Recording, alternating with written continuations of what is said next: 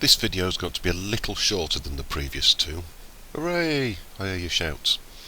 Let's have a look at Gaucho knots.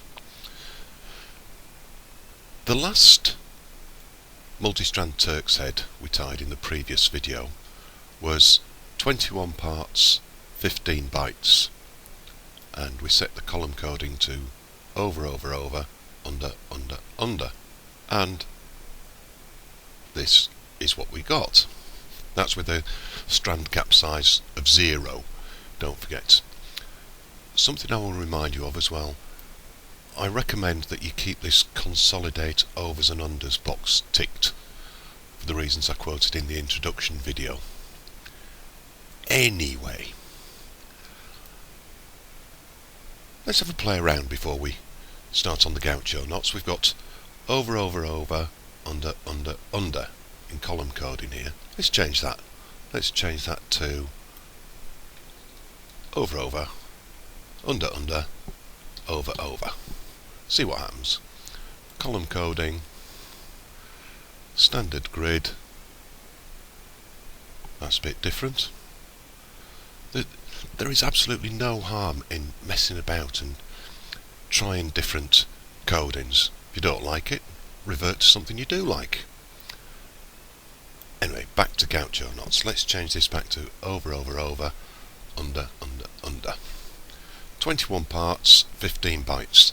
That was 3 strands, based on, if you remember, a single Turk's head of 7 parts, 5 bytes. Because we're using 3 strands, we've trebled the number of parts and bytes. Let's remind ourselves what that looked like. There it is.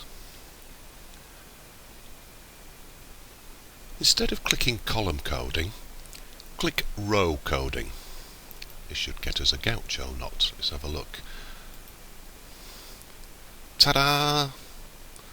That's quite pleasing as well.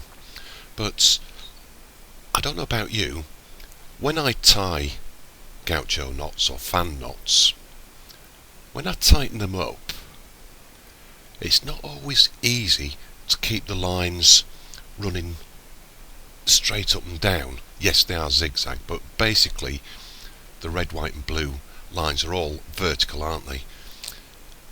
Take a look at this image of some Turk's heads I tied, and look at the Gaucho or fan knots that are tied in black and yellow.